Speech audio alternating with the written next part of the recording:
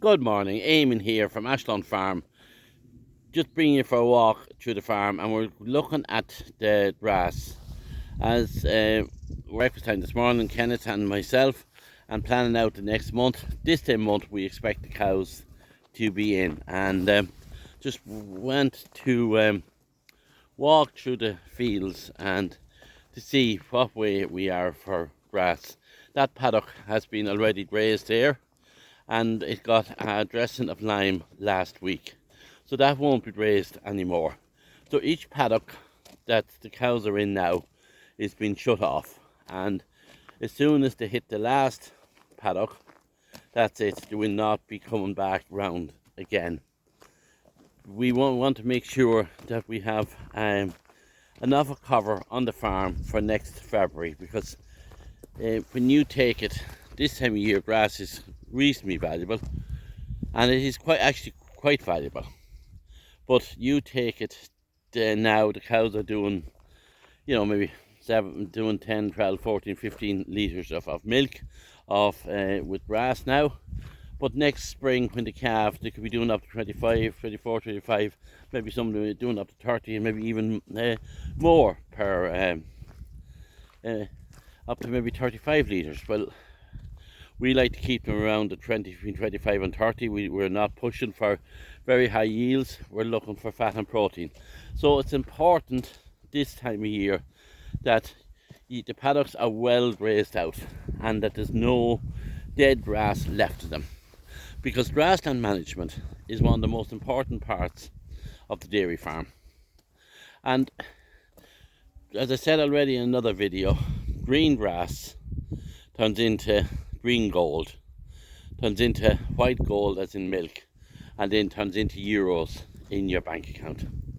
Because the more grass you can get into the cows, and particularly the more grazed grass you can get into them, the more profit you're going to make.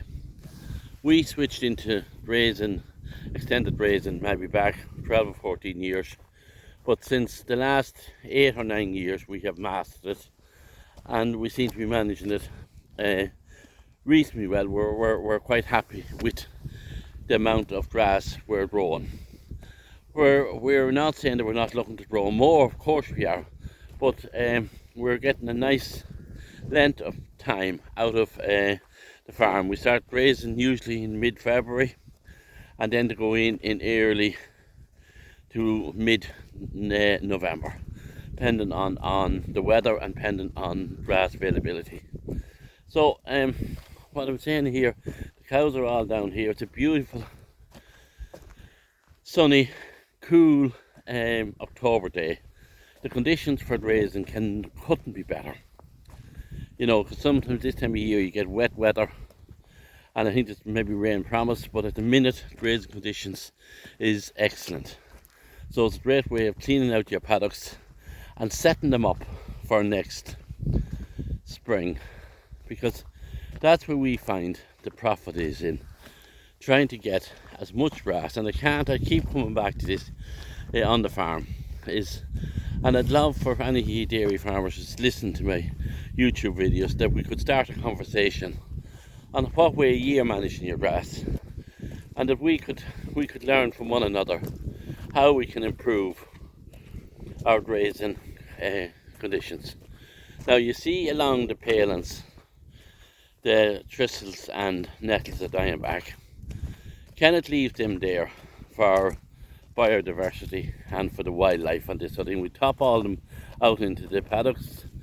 We normally, as you see, when we're topping them, we leave a bunch of nettles here and there for the wildlife. But along the palings, under electric wires, we leave them there for the wildlife, because we believe that we need to make sure that we protect the environment. That's not all about growing grass and all about profit. We want to make sure that we have a farm to hand on and an environment to hand on to the next generation. As I say, the cows are all down here, and they're quite happy. They're also getting 2 kilos of meal in the evening time. Now most of them are a year milking at this stage, so they're not milking that particularly. They're milking very well for the length they have calved, but probably not particularly as well as some of you spring guys would be getting a lot more. Like we're probably only averaging about 10 or 11 litres per cow, but the fat and protein, I think when you combine the fat and protein at the minute is up to over 9%, which is quite good. But we are starting calving then this year on the 1st of January, so we'll be dried off all December. So there's the cows, I just said it, and there's the paddocks that's raised already, and look at the way the grass is growing out there again. This is one that's raised most recently, and it's still quite green, but it's quite bare-ish.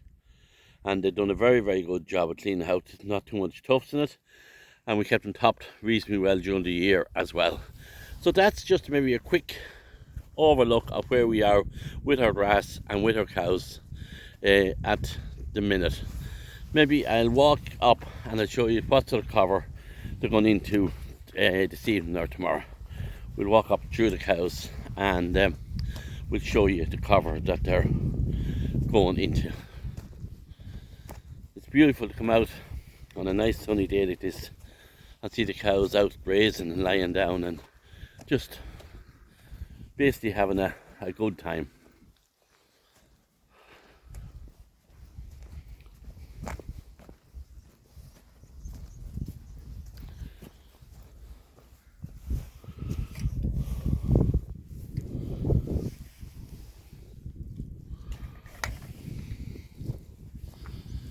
There's another paddock out there. They're going to graze that one soon.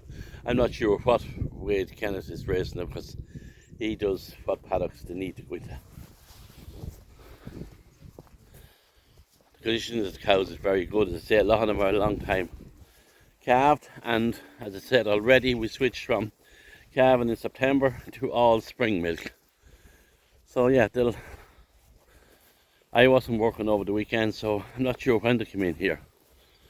They'll certainly probably get tonight out of this paddock as well.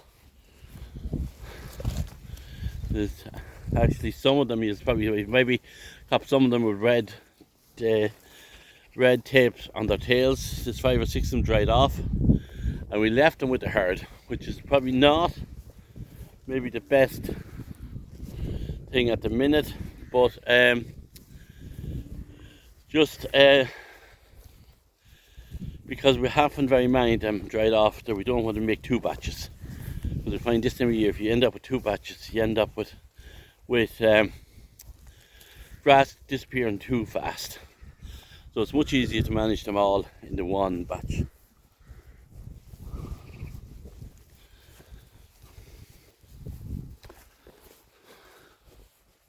That's where they're going into next. We'll just look at the cover and just go out and we'll see my boots are going into high covers of very, very green grass. You've seen there, it's green the whole way down, which is important. You know, not a bit of a tranion here and there, but it's very good. You know, that's been good quality grass, and they'll eat all that out, and it'll be nice and fresh and set up for the winter and for next spring. Oh, the cows think they're going to get new grass. That probably wasn't the best idea. You know how spoiled cows are. Don't worry, girls, you'll get new grass this evening or whenever Kenneth decides, okay? There's plenty of nice grass there, continue eating it. So that's it, that's Eamon here, just signing off. And again, I want to take this opportunity of thanking everybody that subscribes to my channel, and if you haven't already subscribed, please do so. And I'd really, really enjoy your comments, and I want you to maybe comment on some of the techniques you're doing to manage grass on your farm. Eamon here from Ashland Farm, signing off.